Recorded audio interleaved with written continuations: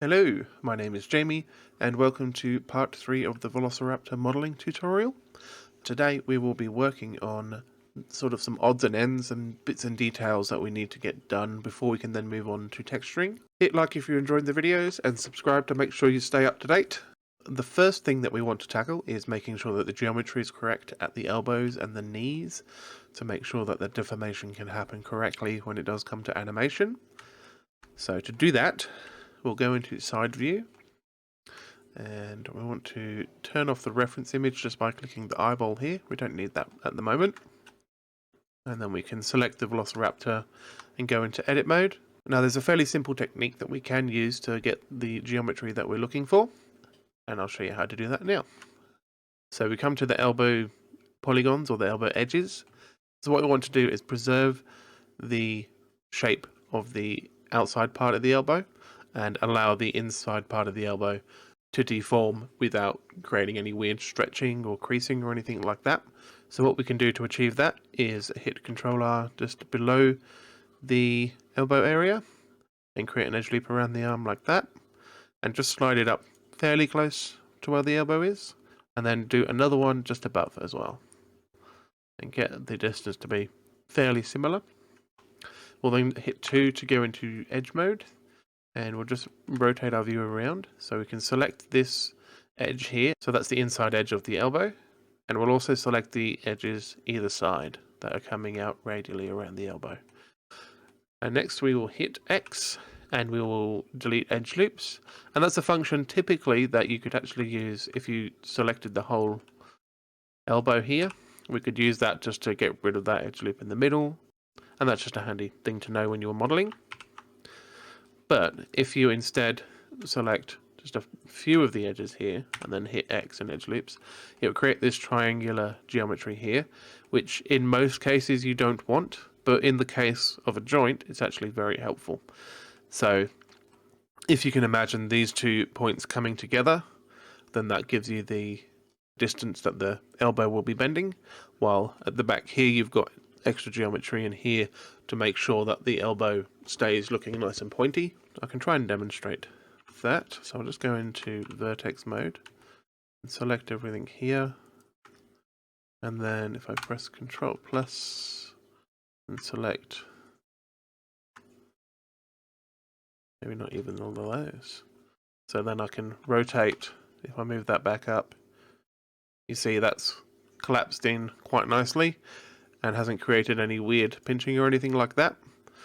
But we've also got a nice strong looking elbow. Now based on that little test, and what I was actually already thinking, is that we need to move these apart a little bit just to create a bit more space for the arm to come together. It is a little bit tricky with the arm bent already like this, so just try and make it look fairly decent, and then when it comes to weight painting and stuff, we'll just have to check up on these areas and make sure that they're working as we intended. So we'll do the same again on the knee over here. So we do have a knee joint here, and we do have like the reverse knee back over here as well.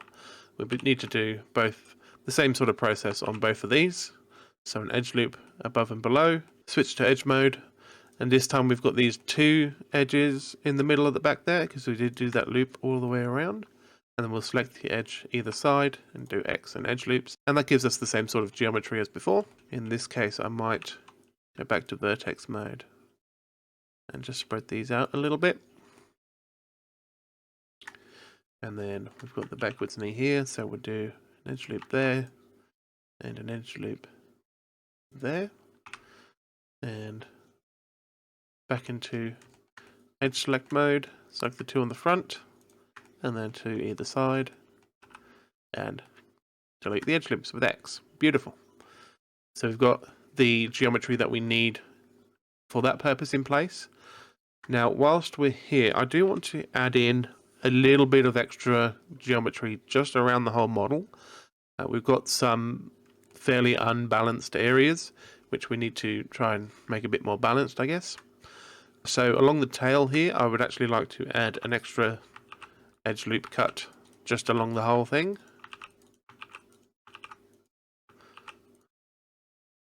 Just to make sure there's lots of geometry in there. We want to probably put another edge loop cut in there. So I'm looking to have fairly square looking polygons where I can. So just a couple more edge loop cuts in there. They're much more square. Probably 2 on the forearm. Oops. 2 on the forearm there. That's looking good. The hands look okay.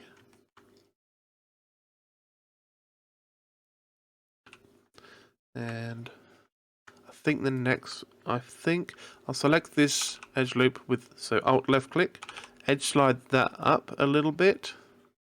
And I'm going to select these 2 here, edge slide them down, and then add in another edge loop there. That looks a bit better. Now the upper leg here, I think we'll add one.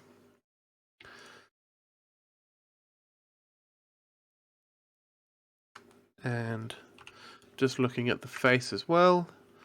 So I want to add one here, and one here, one here, one here. I think I would like to add one here and here as well. And that looks fairly uniform along there. It would be nice to have an extra edge loop. Let's have a look at that. See how that's looking for me. Yeah, that looks okay. I will add that one in there as well. And that gives us better geometry or more geometry along the top here. And all the way down in here as well.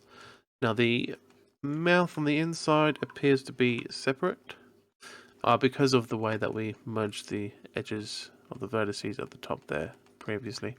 So that should be fine. The inside of the mouth I'm not too worried about. It's more the rest of the model. In my testing, I found just adding these extra edge loops in makes a big difference when it comes to the sculpting process. Because if, say, with the tail especially, I was noticing, and on some of the limbs, if you don't have that extra geometry in there, and you have, say, a denser area like the head, then there's a difference in the amount of geometry that's generated there when you do the multi-resolution. And you want to have as much detail as is reasonable for your whole model. Now we have added in a lot of stuff and not smoothed it out. All those edge loops that we've just added in, I'd find them, scale them up a little bit or scale them down a little bit and just make sure they're sort of fitting in with the rest of the look of the model and not looking too square, and just make them look nice and rounded, something like that. And then for this one here, just scaling that up a tiny bit will make a big difference here, but not much of a difference over here. So then you'd probably deselect most of the head, and then because we've got so much selected, we're actually scaling from the center of the selection. Now we can try Alt S, and that might, yeah, that's actually working. So that scales around the normals. We'll do Alt S and then hold down Shift to get a really small movement, and just scale that up just a little bit, just to get a little bit of extra roundedness in there. And then we'll do similar along here.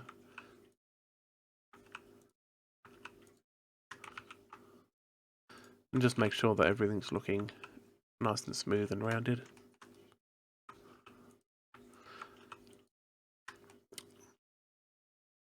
Well, I'm not going to touch too much along the jawline because I do want that to meet up nicely. And so along the mouth, before we separated it, it all lined up quite nicely. So I don't want to have to worry about that again. Because then to have a nice default pose, we will close it up again, probably after the texturing process. So that's a little area which sort of we need to keep an eye on. The main things that we need to keep an eye on is what's going on around here. So we might need to touch up the textures by hand or something like that. We might not need to. We'll see when we get there. Okay, so we're looking quite good. So the elbows and the knees and all the extra geometry is in. So we want to actually add in a bit of connective tissue at the corner of the mouth. So in all the models, or in all the reference I've seen, and we can actually show on the reference image that we've got here, when the mouth is open, there's actually an area here where there's some connective tissue. So I'd like to model that in now. And I think we'll model it in as a separate piece because that will just be much easier to manage. So what we can do, we can actually just add in let's say add in a cube, and that's added in where the 3D cursor is. If yours is added in the middle of the world, that's where your 3D cursor just is. That's fine. We can move that up here in object mode, and this orange dot is the center of the cube. So we'll place it roughly where we want it to be, and then go into edit mode and scale it down. When it comes to scaling a object, I recommend doing it in edit mode. It can save you a lot of headaches later on. If you do it in object mode, when it comes to rigging and stuff, it can change things. So it's advisable to do, I think it's Control S or Shift S. Nope. You go Object and then Apply. So it's Control A. And then you apply the scale. And that will help fix those sort of issues. So with our cube that we've just added in, we'll move it out on the X. And in edit mode, scale in the X. And just get this fairly thin piece of geometry in the right sort of area. And then we'll get it up behind the lips, there and there. And then behind the corner of the mouth here as well.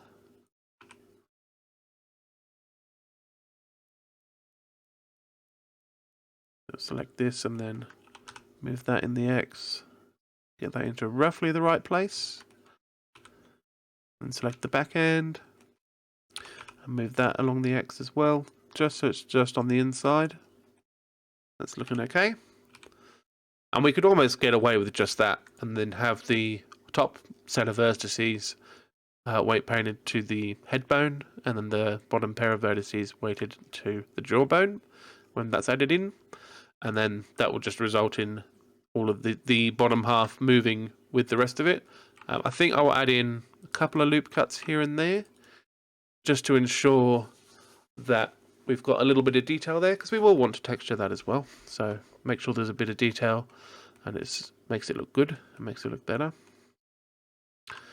We'll select the cube first, and then shift select the raptor second, and then we can do Control J to join that.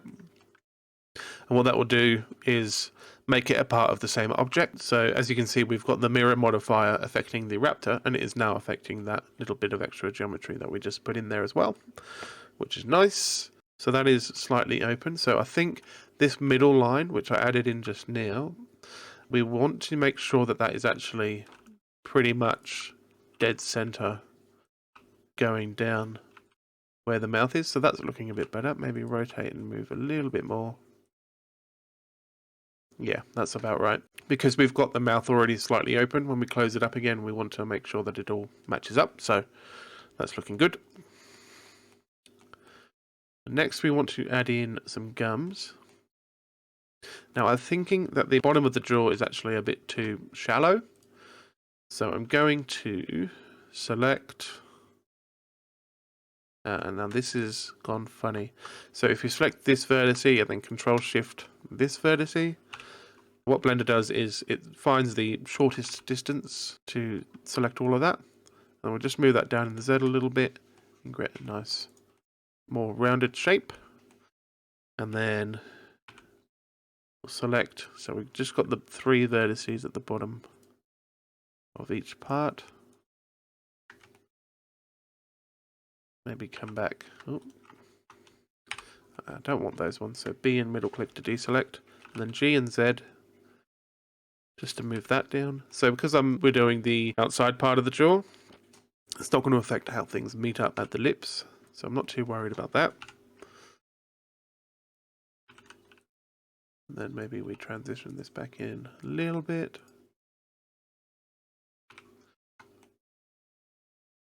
So that's looking okay. Maybe we've gone a little bit too far. Maybe these ones at the front need to come up just a little bit. Yeah, that's looking okay. All right. So we need to add in some gums. Now, probably the best way to do that is going to be, so in face select mode, or alt left click on one of these vertical edges, and that will actually select the edge loop here that is on the inside. Now, as you can see, we've also selected the top, so we'll B and then middle click just to deselect all of that, and the connecting part as well. That's looking pretty good. So next I want to Shift D to duplicate that. I'm going to move in the X a little bit just to be away from the jaw, and then we'll select these two and we'll go into side view. Just move them back just a little bit, just to be away from, not the jaw, just to be away from the lips. Very good. Okay, so now we can left click that. We'll extrude, and that will move in along the normals. I want to select this edge here and bring that back a bit more as well. G, Y, and this one, just to make sure that's nice and even. That's looking pretty good. I'm going to add an edge loop in there just to maintain the shape.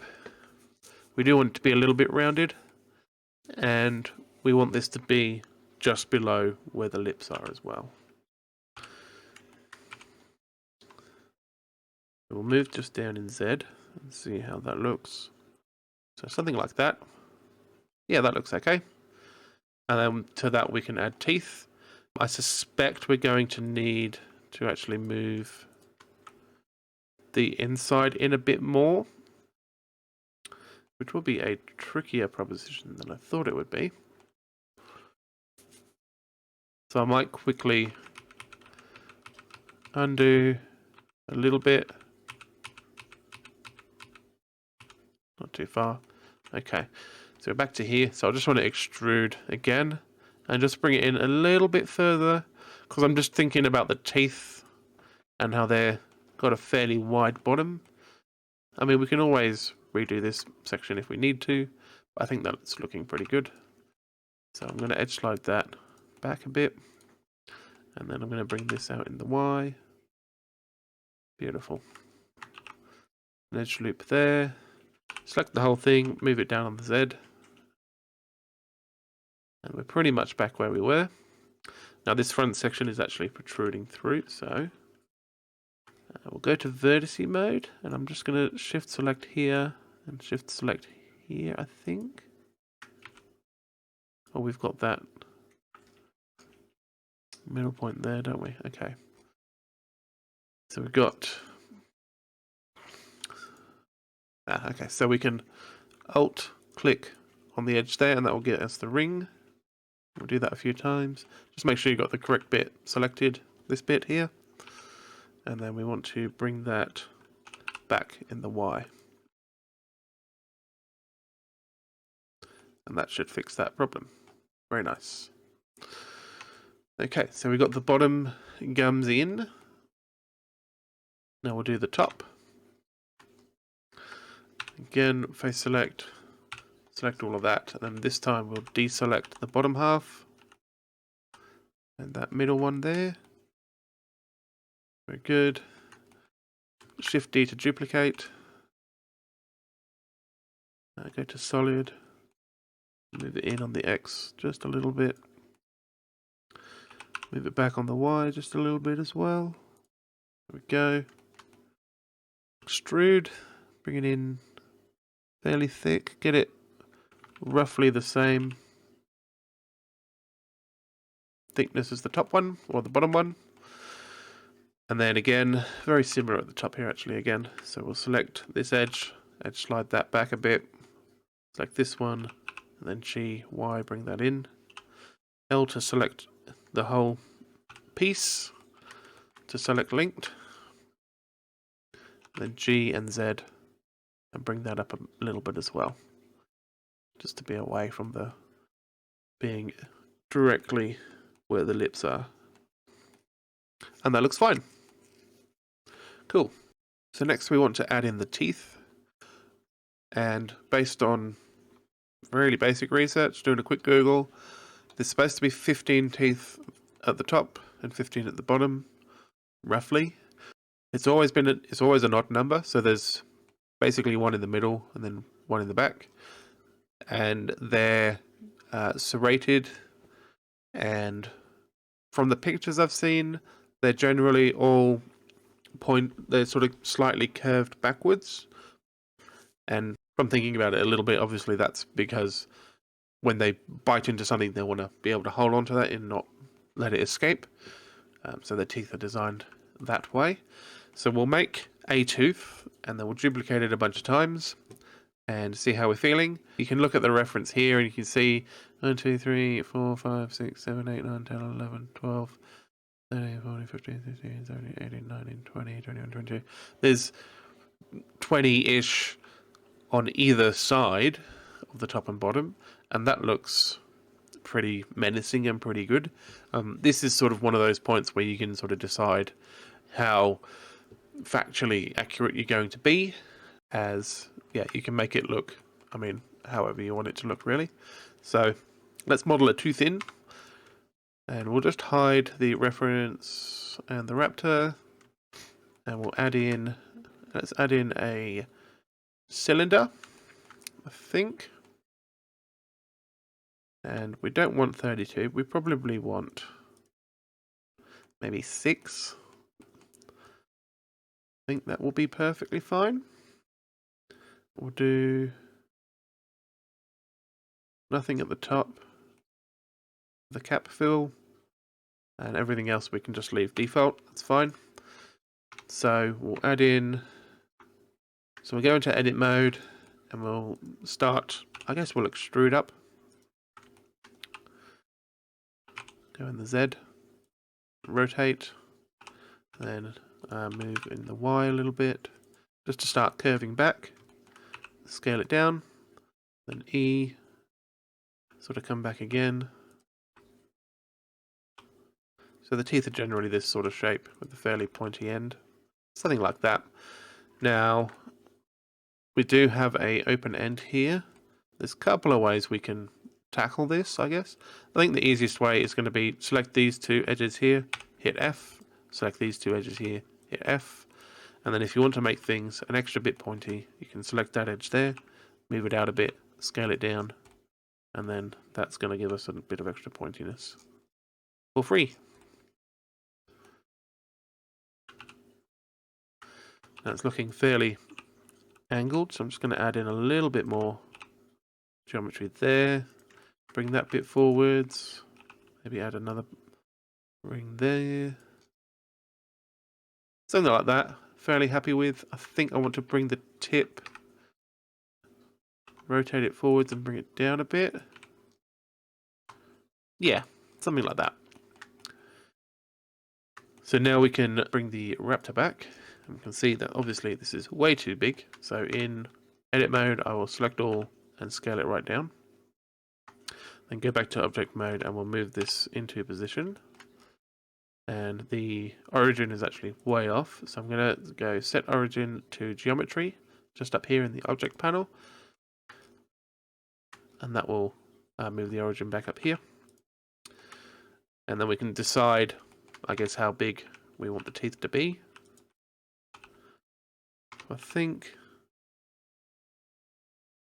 roughly that big looks about right to me. Let's look at it through the gum. Yeah, so about that size is probably what would fit these gums. We probably want to make it a little bit smaller than the gum. With a bit of space either side, and we can always select this, bring it back in the Y a bit more, give us a bit more space. It does look like this is actually a bit thicker around here. So yeah, then we've got a decent bit of space between the two. Now looking at that, it's probably a bit too curvy. If we rotate it back a bit, yeah, that's looking all right.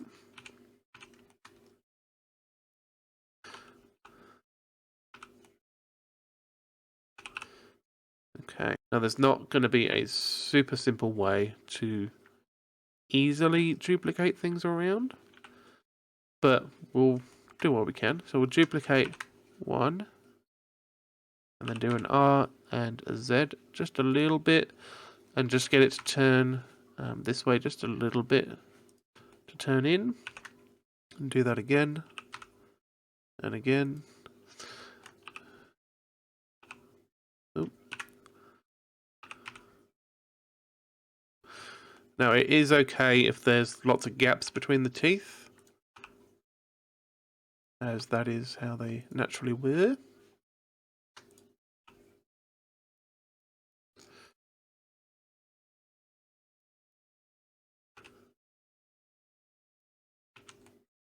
We're already sticking quite far out of the gum line there, so I'm going to move these back down a bit.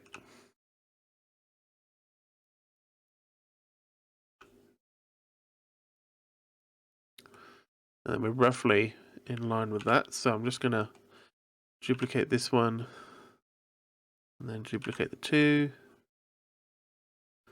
and then we can duplicate the 4, and then shift select, duplicate the 8. And that's probably all the teeth I'm going to have. Now I'll space them out a bit better. And we've got the lips. I think that's the gum there. Oh no, it's... Okay, so we'll come G and then X. So it's currently in the middle. So this line here is actually the gum line. Now the ones at the back I would expect to be bigger, I think. So I'll try and get things looking good. And by just placing by hand as well like this, we're not using any specific algorithms to make things look all even and perfect or anything like that. Maybe bring the ones nearer the front down a bit. And I don't think we're going to need probably 2 of these, so let's delete those. Bring that here, that one here. Give us a bit more space for these teeth as well. That's looking pretty good. Now we need to bring these all out in the Y. Oh no, in the X, sorry. And get them to get fairly close.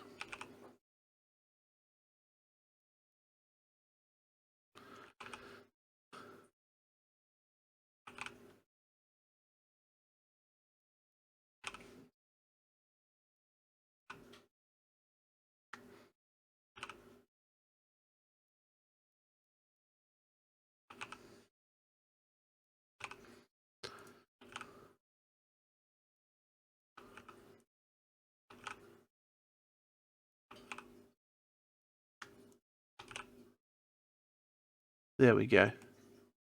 That's looking pretty good. Now we do want to add a bit more random variation. So just select the odd one, add a little bit of rotation one way or the other.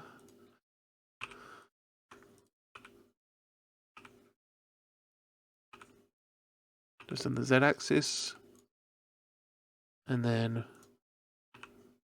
make some big, some small.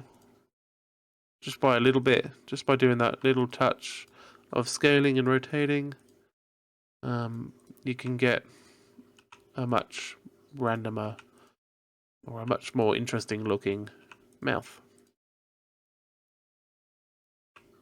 Oop.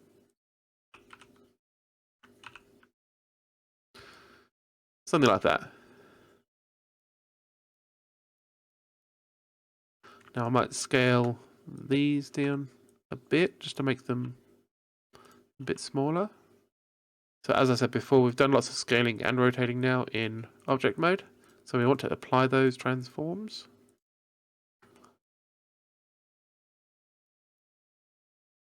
Apply, rotation and scale. So now when we press N and click on item and we select one of these, the location is obviously where it is, but the scale is 1, rotations are 0. So if I had just picked this one up and rotated a bit, you see you got some rotation in there, and if you scale it, you got some scale number changes in there, and that can affect certain things that we might do. Now I do want to mirror everything to the other side. I think the easiest way to get stuff mirrored actually is going to be just to join it all together. So I will, hide that, select all of this, Alt H, and then Shift select that, and then Control J, and then we've got everything looking nice and mirrored. Very good. Now the top of the mouth is a slightly different shape, but I think we should be okay to get some teeth in there as well. We should be able to duplicate actually pretty much all of these. So if they're not all selected for you as they were just for me, and you can just hover over each one and press L and it will select linked. So because none of these have vertices that are linked to the rest of the model, then it just selects that tooth. And then we can do a Shift D, and then we do R180. And I don't think that's the right choice, no. We want to scale it in the Z by -1. Yeah. So that's flip them up. We can actually just rotate that, bring it over here, very roughly place it. I'm just looking at the front teeth here, roughly where they should go. Very good. And then understanding that this sort of so we've got the line here that's the lip, and then the second line going along here is the gum line. So we will line things up with that first, and then we will come into a different orientation and make sure it's in line with the gums as well. Okay, so select this one. Oop. So L to select, G and Z.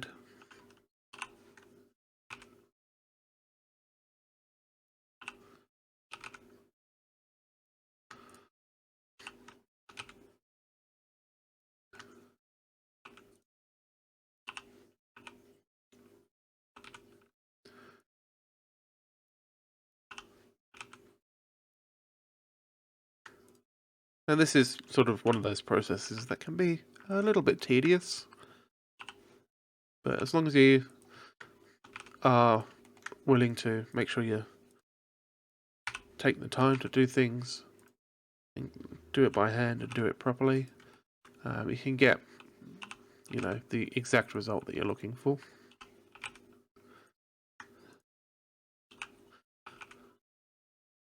Take it with a grain of salt that I am generally rushing things because I'm doing a tutorial. So if you feel like adding extra teeth models in, so there's more variation in the teeth, do that. Don't let me be the guy that says you can't. Beautiful, okay. So that's actually fairly in line with things already. I guess I shouldn't be too surprised that it is, but we might select and go GX. And just line things up exactly how I want.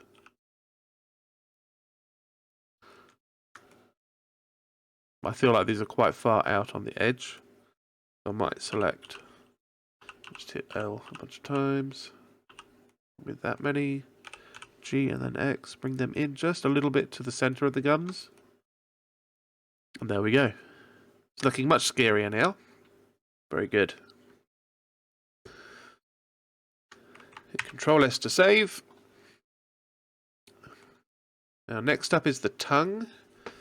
Now from what I've seen, the tongue is actually quite thin and fairly triangular in shape in the mouth of a velociraptor.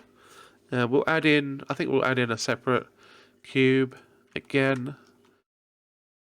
I mean, you can even see in this reference here, it's quite thin and pointy. It's not a typical human looking tongue. So we'll add in a new cube object. Go into edit mode, scale that down. Now this is one that we will need to, because we're going to be doing some fairly normal modeling, we'll get the vertices on the left side and get rid of them.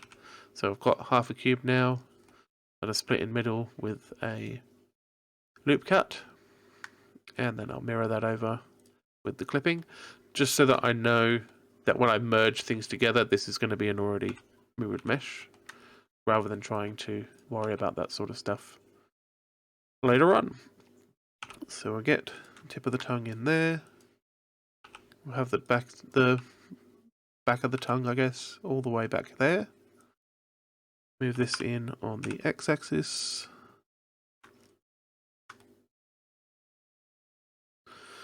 Now it is quite pointy at the end, so I'll leave it about there. And then I'll add an edge loop there. Bring that in a bit. Add an edge loop there. Bring that in a little bit as well. Another one there.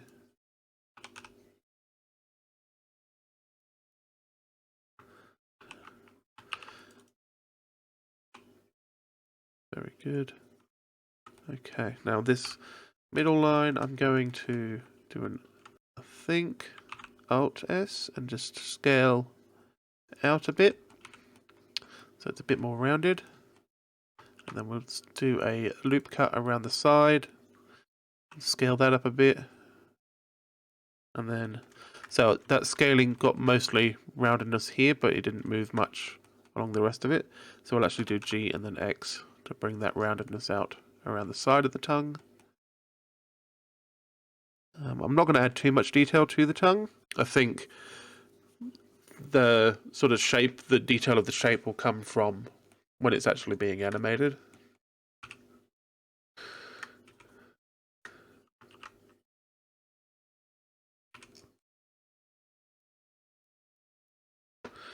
Yeah, there we go. That's the tongue. So select the tongue, shift select the velociraptor and hit Ctrl J. Beautiful. So we're looking quite good and detailed in the head now. And the last step is to get the eyeball done. Now, in order to show you an important thing for Blender users, I'm going to save that. I'm actually going to start a new general file. So what we will do is we'll make the eye model in this separate file, and then I'll demonstrate to you what appending is. So we'll delete the cube, we'll add in a UV sphere, and then over here, if you click this little triangle, it brings up the Add UV Sphere dialog. And I just want to rotate so that we've got the flat of one of these edges aligned, like the center of this flat edge aligned with the axis, rather than having the line of vertices here aligned with it. I want the middle of this face aligned with it. So to get that, we'll do a little bit of maths. We want to rotate by half of one of these segments. So we'll rotate 180 divided by 32, because we've got 32 segments and we want to rotate by half the regular amount. So we'll do that, and that will give us this polygon sitting perfectly flat against there. And then what we can actually do is go into edit mode, go to face mode, and we want to select 4 polygons above from the middle, and then keep selecting 4 polygons, 1, 2, 3, 4 down below the middle line as well. So we want to shift D to duplicate that, right click to cancel your transform. So that's perfectly there. And we will E to extrude to make it stick out a little bit. We're going to L to select the sphere that's still here. I'm going to press H to hide just for now. I'm going to turn on proportional editing with O. And I'm actually going to select connected only just to make sure.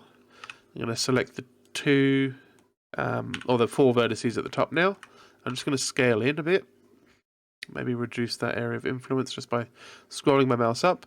And I just want to sort of create a slightly tapered inwards part that connects to a point. And I'm going to press O to turn that off again and scale in a bit more to make that more pointy. And we'll do the same down the bottom. So press O, scale in a decent amount. Press O again, and then scale in all the way. And that's going to be the pupil part of the eyeball. So I can now press Alt H to unhide the rest of the eyeball. And we can actually do the material part of the eyeball now, rather than waiting to do it when we're doing the materials on the rest of the thing. So what I did previously, so we'll go to the shading workspace up here. I'm going to right click and shade smooth. So that's looking nice. And then we want to add in a new material here. So we actually want to go to the material properties panel over here and click plus and add another new material. We've got material 001 and material 002. The first one we will set to the pupil, and this one we'll call it the iris. It's kind of not, but it also kind of is. I'll show you what I mean by that in a second. So for the pupil, we will go to edit mode and press L with the mouse hovering over the pupil part that we created and select assign. And then we'll hit Control I to invert the selection, and then click on iris and click assign. So now when we go to the pupil and start working on that, basically we just want to make it black. It only affects the part of the model that we assigned that material to. We don't really want specular on that, although maybe a little bit. I think that will do for now. We're not going to worry too much about that part. And then the iris, we will do a clever little trick. We'll go add texture, and I believe I use Musgrave. Yeah. So you want to plug in the height to the base color, and that will give us this wiggly pattern. And then we can turn the scale up a bit. You can increase the detail. Turning down the dimension actually gets a more detailed looking eye. Sort of select the... Well, okay. So just find a value that looks kind of interesting to you. We're trying to create a detailed colored section of the eye. And then linearity, kind of like another scale, but it sort of works. It increases the amount of detail rather than changing the actual size of the colored parts. So play with that as you will. I think I selected, I think it was hybrid multifractal. Let's just go with FBM for now. We'll play with the settings once we've got some other things in here. So we want to add in a converter color ramp. And so we've got a black one and we've got a white one. So this is where we can actually now affect the color. So I'm going to select a yellow color. It's almost an orange color, and a brown color as well. So I'll bring this back up to white, and then find like an orange, make it darker again. It's a bit of a brown, something like that. Now, you want only a little bit of the brown that's sort of in and around, and it can be difficult to make that happen. With just this slider, I find you can sort of get to there, but I sort of want a bit less than that still, because we do get like light and dark patches of the yellow as well. So sort of this is when then I started playing with I think it was the hybrid multifractal. Maybe it was ridged multifractal. Nope, it was just multifractal. Yeah. So now I went with multifractal, and by moving the yellow, we get much finer tuned control over how much yellow there is rather than how much extra brown there is. So that was the one that I found worked for me. Something like that. Pretty good. That's about what I want. And then what we can actually do with this height value, we can actually do Shift A. Go to vector and then bump, and then plug this height into the height, and then normal into normal, and that gives us a much more detailed looking texture on the eye. You can choose invert to change how that's working. It's entirely up to you.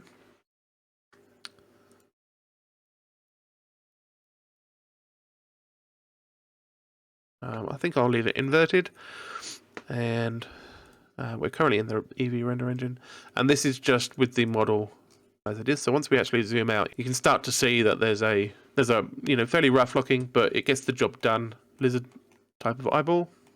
I think I want to make the black part actually a bit wider, so I'm going to Alt select that section there. I'm going to hit Control plus, turn on the connected only proportional editing, S and then X to scale, and that'll just give us a slightly wider looking thing. I think I want to make turn off proportional editing, just the middle one, and just on the X-axis as well. Just bring that out to be nice and rounded. And then if we do add in a subsurf modifier, it's not going to change the shape much at all, which is kind of what we want when you add in a subsurf modifier. You want the shapes that you have got to be nice and smooth, but you don't want them to be completely changed. Now this is sticking off the side of the model a fair bit, even though we modeled it directly on top, so I might bring that in on the Y just a fraction, just to stop that from happening, and that's looking pretty good. The whole shape's all still there, and it's not going to be, probably not going to be something you're going to zoom in on. If you are going to be having extreme close-ups on the eyeball of your velociraptor model, spend some time painting your own textures and making it a much better eye. This is more of a quick rough and dirty, get the eye working. For now, we'll turn off the subdivision. Thank you. And we will go File, Save As, and then in the tutorial files here, I will save my eyeball. Eyeball.blend. And then I'll go back to my save file that we were working on the velociraptor. So we've got the teeth, the tongue, and everything that we just worked on. That's all in there. So then I'm going to Shift S, cursor to world origin, and then we'll go File. So we'll now want to bring in that eyeball from a different file. You have link and append. If you choose link, it will create a duplicate in this file that is still actually connected to the original file.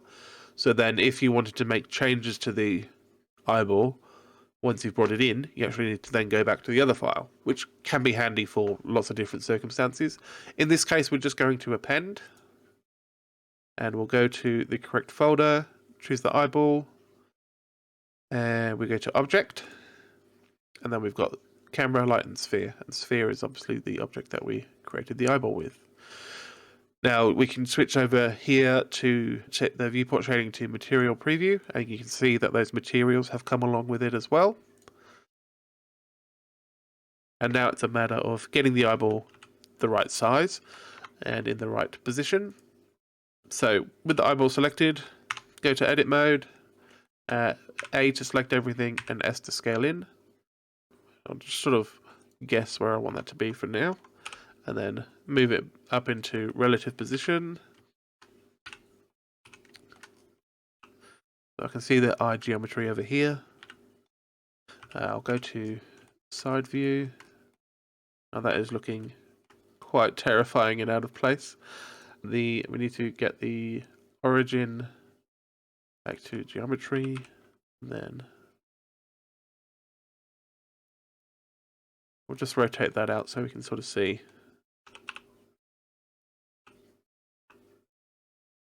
So I do want that to be fairly smaller. I want to have most of that pupil visible. And just by hitting GX, GY, we can get it pretty close to how we would want it. And then when I'm happy with the size and the position,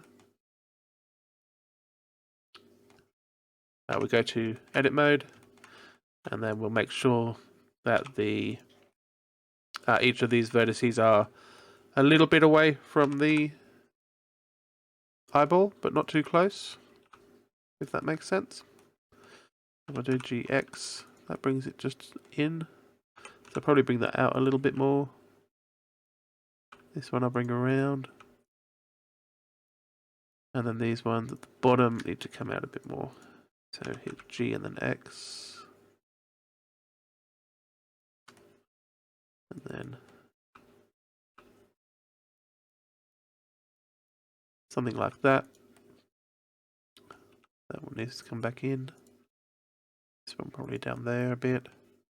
It can be tricky to get the exact right solution, so just sort of play until you get something. Now I'm going to add an edge loop in, and I think I'll deselect these two, and then bring them out in the X a little bit. Just add a bit more volume around the eye. Yeah, that's looking pretty mean. I'm quite happy with that. And what we can do is then, so we'll Shift D to duplicate the eye, right click to cancel the transform, and I want to set the location to be, there's a couple of ways you can move something across the axis to have it in the exact same point. Probably the easiest way is to go to location here, and just before the 0, put a negative, and that will actually move it to the exact right location. Now it's not pointing out like the pupil's not pointing out like it is on this side, so we'll press Control M, and then press X on the keyboard, and then left click, and that has mirrored the object along the x-axis, along its sort of local x-axis. And then we've got two eyeballs in place. They are important to have as separate objects.